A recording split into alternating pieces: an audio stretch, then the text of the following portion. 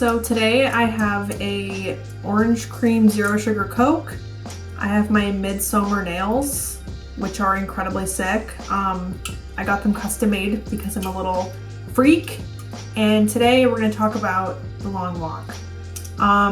Because I just have a feeling that this is gonna be the movie that everyone says, oh, that was a fucking really good movie. And we didn't talk about it that much.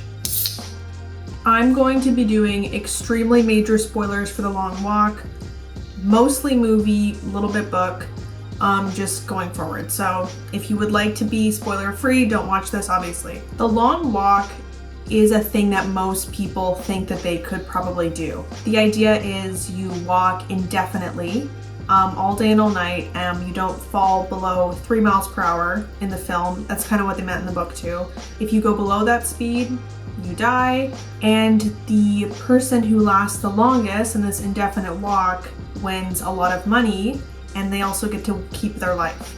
I think The Long Walk is scarier as a concept than The Hunger Games or like any kind of dystopian novel and series that we're used to, because of how realistic it is and how much you can place yourself in the position. How long do you think that you could walk? Like, if you actually had to walk for 24 hours a day for an indefinite amount of time, do you think that you could win? By day one, 24 hours awake and walking, you would end the day with a cognitive impairment that meant you were legally drunk.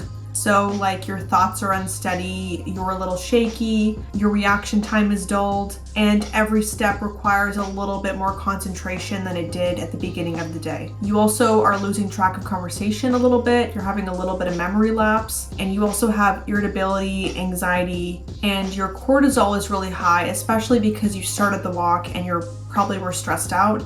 Your body hasn't had a sleep cycle to kind of reset that. So your cortisol is high, your heart rate is a little bit more elevated than it would be. The bottoms of your feet ache, your calves burn, your tendons feel stretched, and your muscles start to tear just on a microscopic level. By day 2, 48 hours walking, you would start having microsleeps. And what those are is, if you've ever been on a really long drive and you're trying to stay awake, you probably might have experienced that. It's like when your brain falls asleep for just like a second and then you wake up again and you're like, I can't go to sleep right now.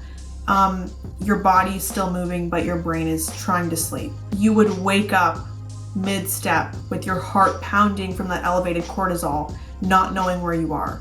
You would also get early onset hallucinations. That could just be a shimmer here and there on the corner of your eyes, or flashes of lights, or warping shapes. The people in front of you or whatever would start to warp a little bit.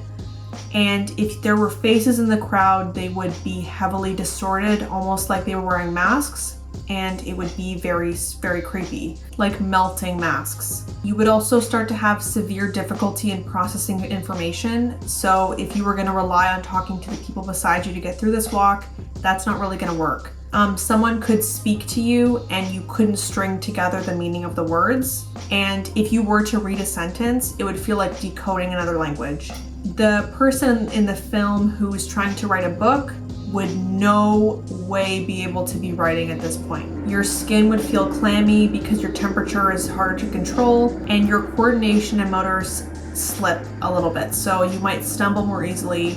You're a little bit shaky. By day 3, 72 hours awake, you would start having severe cognitive decline, and this is where more of the permanent effects come in. Your speech becomes slurred, your words jumble, you forgot what you were saying mid-sentence, etc. But you also get more intense hallucinations. So strangers walk beside you who aren't there, like flashes of a person beside you that is not there. Trees twisting into bodies, twisting into something else. Voices whispering in your ear, like this would be actual severe hallucinations. You also would have short-term memory collapse. You haven't slept in 3 days and you've been constantly walking, your body cannot convert anything to long-term memory. Am I wrong for a line today? Oh, the raising man with the National Marine. That for me, you read that tradition. You don't remember what happened 5 minutes ago, and you would maybe continue asking the same questions over and over. Your immune system at this point is near shutdown, so like any scratch or cold, God forbid, you got, would mean you would feel permanently feverish. So at this point, every step leaks muscle protein into your blood, and your kidneys are really struggling at this point. And that's what would cause like fire spreading throughout your body. It would be extremely painful to walk at this point, especially in your thighs and calves, just like completely fire. In the film, they talk about muscles feeling baggy, which is really fucked up and scary. And that could be like a after this situation where after the fire would just become like you can't use them anymore. Like your kidneys not functioning well enough to be using your muscles. Now by day 4 to 5, which is 96 to 120 hours awake, you would get such persistent hallucinations that they would be a major part of your day. You would maybe even see relatives or phantom roads. You would basically be struggling to decipher reality at this point. You also would most likely get paranoia and delusions, where you're convinced others are plotting against you. They have a character in the film actually go through this where he starts having a psychotic break, which is what would happen at this point. The soldiers would seem like monsters and can't trust what's real anymore. You would also have partial or false memories where you're losing entire hours or maybe even the entire day. And conversations would maybe repeat like a broken record with the other people you're walking with. The microsleeps at this point would be extremely hard to fight off, where you would be unable to not do it. You'd again like fall asleep, wake up in the middle of nowhere, where am I? Like gunfire jolting you awake. It's all really fucked up, and you're having a very hard time managing your stress. If you've ever had a panic attack, you kind of know what that feels, where your body's out of control with hormones and you cannot get it to shut down.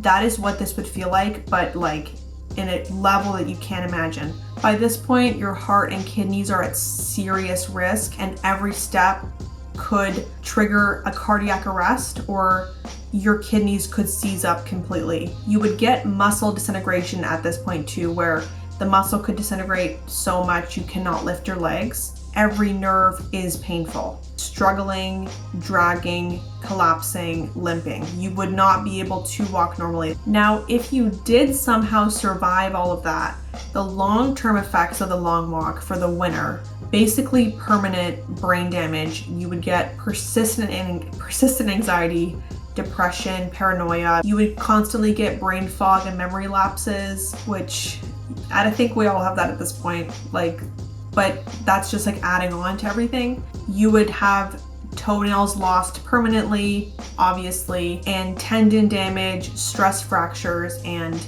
ruined joints. So you ruined your joints for the rest of your life. So even if you think that you could survive all of that, you don't win. And that's the whole point of this. Nobody wins the long walk. And I think it is the most realistic dystopia for young adults because it is painfully realistic and very easy to place yourself in a man-made horror. This is unlike any kind of dystopia because it's entirely a realistic man-made horror that you could hypothetically do to someone right now. You don't need any special technology to do the long walk. So for some reason, this movie really affected me. I've never actually read the book until I came home from the theater, and then I did it audiobook style when I was just like doing my work. And I have never been so viscerally affected by a horror story in quite some time. I think it was the gore in the movie that really affected me. And Stephen King said himself that if you're gonna make this movie, you need to make it with gore, because if you don't, there's no real point to it. And he had this quote about action movies not including gore in their city destroying scenes and how it's almost like pornographic to him because there would be lots of gore. And I think that realism and grittiness of this story is really important for what I'm going to talk about today. Because Stephen King wrote this story when he was 19 and his peers were getting sent to war, it seems so personal, and these young boys are essentially getting put into the wood chipper for the promise of something greater, a life that isn't full of struggle. And I'm not a fan of everything Stephen King does, but I do think his constant writing over his entire life makes him a brilliant writer because he just never stopped, and he's brilliant at it because of the amount that he does. So yes, we know the long walk is an allegory for war. These young men are literally, they're pushed forward by a war general. They're all in the age of the draft, at least in the film. They're disregarding their health and throwing themselves in the fire for like their country, or the illusion that they'll win this amount of money and it will bring their families out of struggle. In the film, they really hammer home the point that the long walk is also for their country because it promotes growth in the country, which I don't know if that's true. That doesn't really make sense. It's probably propaganda. So the universe in the long walk is an assumed dystopia where the US has had a civil war that's left it in poverty, and most people are in poverty. All young men sign up for this event that is essentially the Hunger Games, and it's a televised competition where you have to walk indefinitely, and the winner who stays alive at the end wins. There's this vibe that it spikes patriotism, and it's like a very honorable thing to do, and it's essentially torture on live TV. The book and the film centers on two main characters that I'm mostly going to talk about today. You could talk about every other character for a year, like there's so much going on, but these two main characters become brothers by the end of the book and the movie, and they essentially get trauma bonded through this torture. But I want to talk about today what these characters represent and how they are a lot bigger than just two characters. In this long walk dystopia, you're not given that much context, but by the situation and what you are given, you can assume a lot about the state of the US in this book. It's a dystopia where there's extreme censorship of ideas, and the government has basically become an authoritarian regime. And the walk itself is a spectacle and a punishment for the people. This is not a healthy society. This is a very bad situation. The government is more concerned with control than it is with the health and well-being of their citizens. People are in extreme poverty, and the priority of the government is to televise torture on live TV, which something's not really right here. Because of this situation that the long walk shows, you can also assume other things about this US dystopia. So there is an absence of democracy and choice. There is no mention of elections or opposition parties or free press. It is completely government controlled, and there is no mention of like anyone standing up to this situation. The participation in the long walk is definitely coerced, and it's disguised as voluntary, but if you get chosen, you do it, and everyone signs up. There's also normalization of violence by the government, which is basically when the military is enforcing violence when there isn't needed violence. This is like the instant executions that happen when the walkers fall below a speed too many times, or the walkers go off course, or they do something against the rules. This is violence with no due process, and it's accepted as routine and also entertainment. So normalization of violence. There's also a lot of fear and surveillance in this universe. Our main character's father is killed for basically having banned ideas. Specifically in the film, they mention him having a bunch of philosophy books, including like Camus, and he was teaching his son some banned ideas. You can kind of assume that these ideas were banned because they include a lot of critical thinking, and really authoritarian governments do not want critical thinking or ideas that make people critically think about things. In the film, the dad is shot in front of his son, and the last words he said to his son was, "Remember who you are." And at first glance, you could probably think of this quote as like, oh, he's special. This quote means that he's better than everybody else. But I think this quote really means, remember you're a person with free will who deserves certain rights and certain options laid out for you. You deserve the ability to critically think. You deserve the ability to learn and be educated. Like, the remember who you are is like, remember your humanity.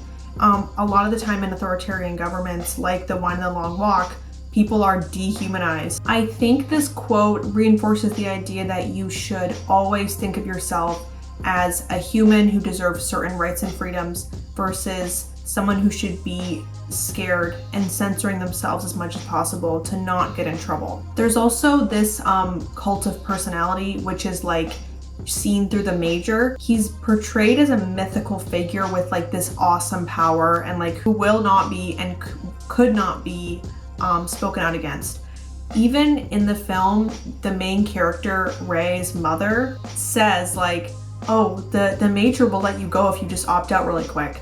She thinks that he is a better person than he is because of this kind of long-term propaganda. Also, this Major kind of thing represents the idea that there's probably one really strong man in the government. You also have this state-controlled spectacle, televised torture that is essentially a form of social control.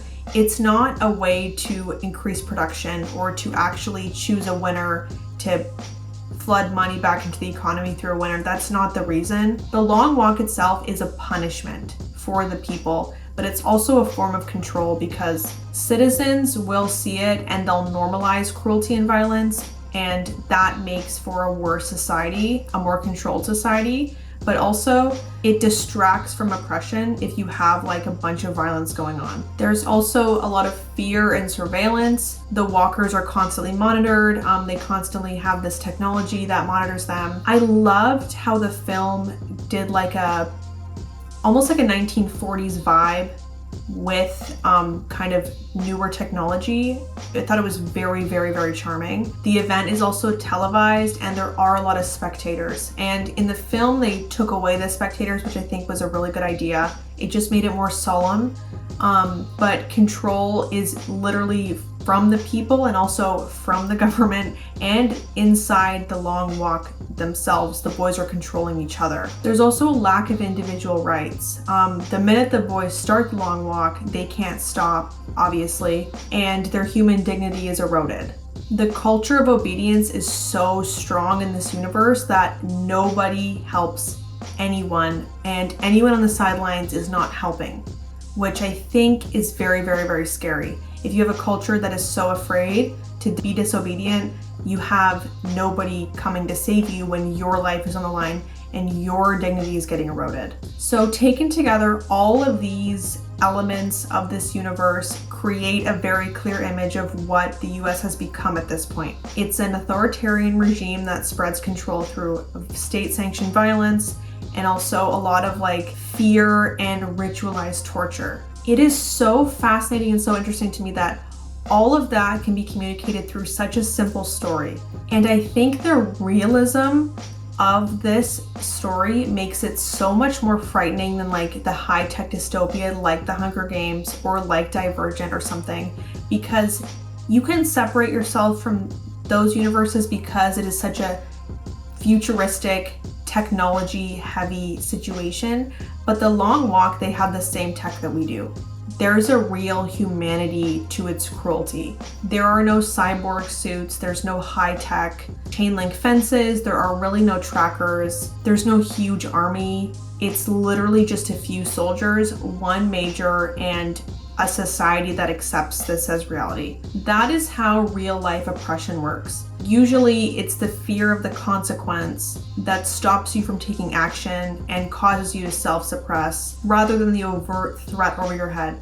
And I think that is much more chilling and much more realistic. The long walk is not only gorier and way more visceral, but it's so much closer to home because you could imagine anyone you know in the long walk. We are essentially the spectators on the side of the road.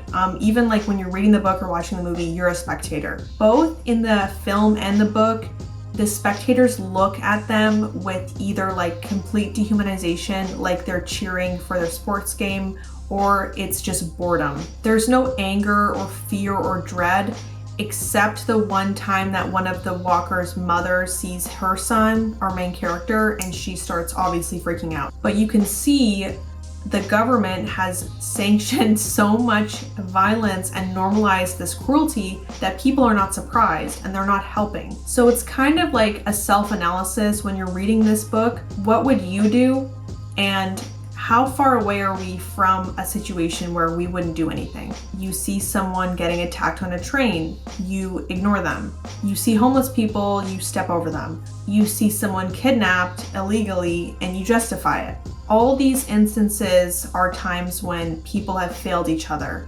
I've been in situations where I've failed other humans, I know that. But what I like the most about The Long Walk is its approach to changing that situation and what it tells us that we should do. It makes very clear that nobody wins. So in this system, Long Walk, if they stay within this system, nobody's winning. It's just not happening. Even the winner doesn't win. And the point of the ending of either Ray dying or Peter dying are two main characters, because in the film Ray dies and in the book Peter dies.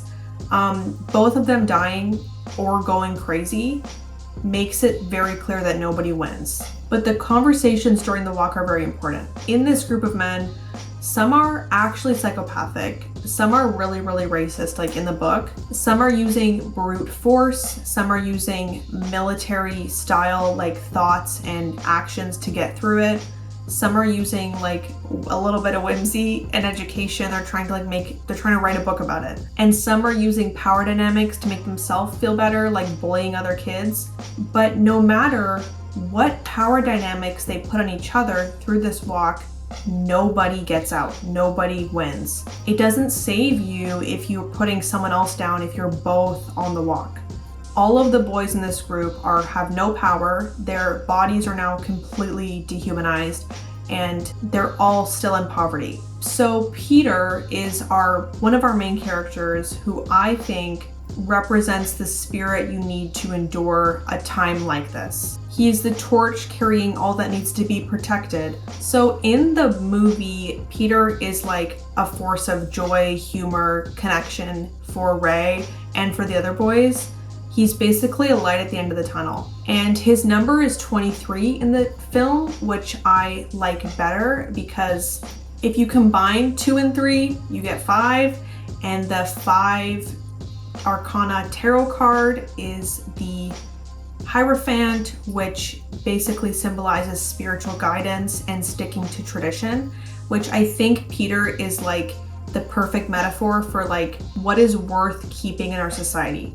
He represents what is worth fighting for in this dystopia. There's a really brilliant line in the film where Peter says, if you're very violent and psychopathic, you can't really enjoy life anymore. That's like a summary of what he says in this monologue where he's talking to Ray about Ray's violent plans. He's saying, don't become like them because you won't be able to enjoy life. That is the trade-off that you make when you become a very violent person. But Raymond, on the other hand, our other main character, essentially represents the anger and directed violence at the system that has taken so much away from him. It's taken away his life, essentially, and it's taken away his father. So he joins the Long Walk in the film to enact revenge, and that is what fuels him. He's an arm of justice. And in the film, Raymond is number 47, and if you add 4 plus 7, you get the 11, which 11 in the tarot deck is justice. In theory, to win the Long Walk, you would need both of these directives combined because one of them by themselves does not win. Struggle without joy and mindfulness leads to burnout, but joy in the struggle creates endurance and keeps tradition of